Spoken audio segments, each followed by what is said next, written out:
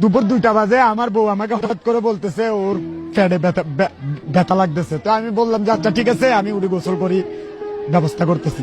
আমি ওইটা গোসল করার সাথে সাথে উনি বলতেছে আমার খুব বেশি ব্যথা করতেছে।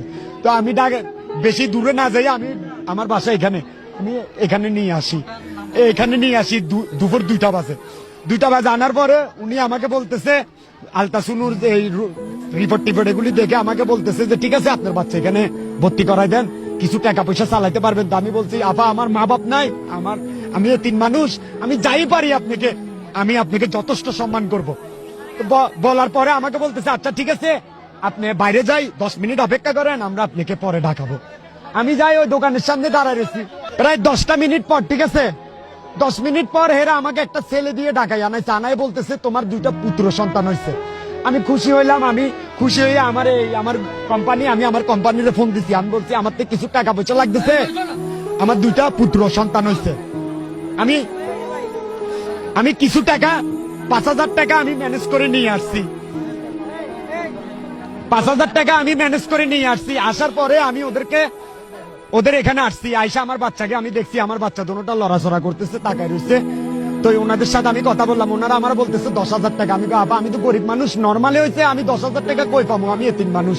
আচ্ছা আপা আমি অনেক কষ্ট করে টাকা 5,000 আমি মিলে দিছি, আপা আমার বাচ্চাটা আমার বউটা দেন, আমি একটু ট্রিটমেন্ট চালাই।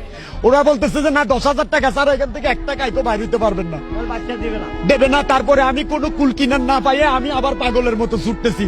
তারা 1 ঘন্টা পরে আমি আবার আরো 1,000 টাকা আমি জোগাড় করে আনি, এই মানুষকে আনি।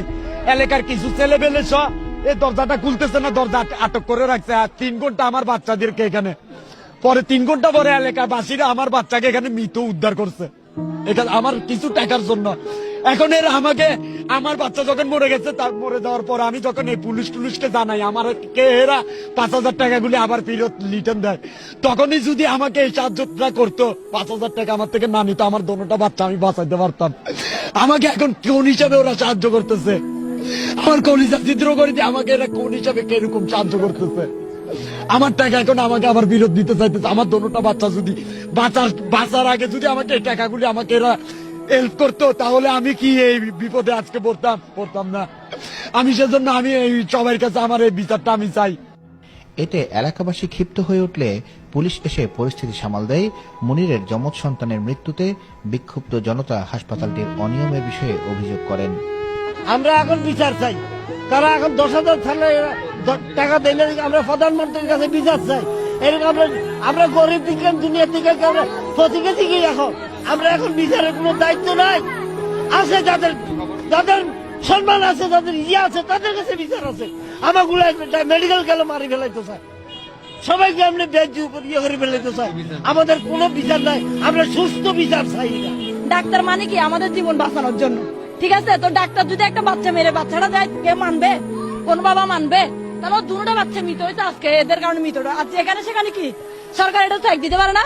যেখানে সেখানে চেম্বার খুলে, এগুলো কোন ধরনের চেম্বার? তাহলে এত বড় চক বাজার কেন খুলে রাখছে? ওটা আমাদের সরকার থেকে অনুরোধ, আমাদের পাবলিকের অনুরোধ, সরকার যেন এগুলো বন্ধ করে দেয়। এরকম আরো মার বুক খালি হবে, আরো বাবার বুক খালি হবে, কয়টা দিবে? 2 নবজাতক শিশুর মৃত্যুর খবর পেয়ে পুলিশের টিম ওই ক্লিনিকে গিয়ে পরিস্থিতি নিয়ন্ত্রণে আনে। পরে জিজ্ঞাসাবাদের জন্য ক্লিনিকের 4 জন নার্স ও কর্মচারীকে থানায় নিয়ে যাওয়া হয়।